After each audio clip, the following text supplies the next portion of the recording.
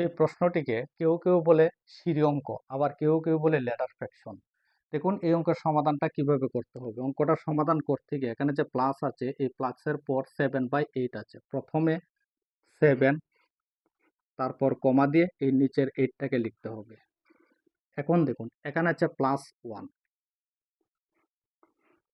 এই +1-এর উপরে আছে +2, এখানে লিখতে হবে +2।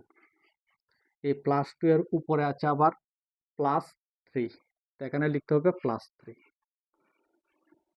এই জায়গা থেকে আমি 7/8 লিখে নিয়েছি। তো 7/8 এর উপর আবার এখানে 3 আছে, তো এখানে একটা লাইন দিয়ে এই লাইনের নিচে 3 লিখতে হবে।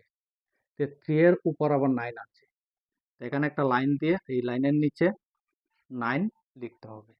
এখন এই 1 দিয়ে 8কে গুণ করতে হবে। তো 1 আর 8 যদি গুণ করি, গুণফল 8ই হবে। 8 এর সঙ্গে যদি 7 প্লাস করি, প্লাস করলে 15 হবে। এখন দেখুন এই 3 দিয়ে এই 15কে যদি কাট করি, কাট করলে 5 হবে। এখন এই 2 আর 5 গুণ করতে হবে। তাহলে 2 আর 5 যদি গুণ করি, গুণফলটা 10 হবে। এই 10-এর সঙ্গে আবার 8 যোগ করতে হবে। তাহলে 10 আর 8 যোগ করলে 18। এই 9-এর উপর 18 হবে।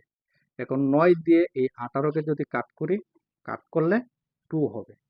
এখন এই 3 দিয়ে এই 2কে আবার গুণ করতে হবে। তাহলে 3 আর 2 গুণ করলে 6। 6-এর সঙ্গে এই 5 যোগ করতে হবে। 6 আর 5 যোগ করলে যোগফলটা হবে 11। এখন দেখুন এই জায়গার মধ্যে চিহ্ন দেওয়া আছে। যদি এই জায়গার মধ্যে চিহ্ন থাকে, তাহলে 11-র যে আগের সংখ্যাটা আছে 2, এই 2 বসবে 11-র নিচে। তাহলে এই অঙ্কের আনসারটা হবে এখানে 11/2। যদি ভিডিওটা ভালো লাগে তাহলে চ্যানেলটি সাবস্ক্রাইব করবেন।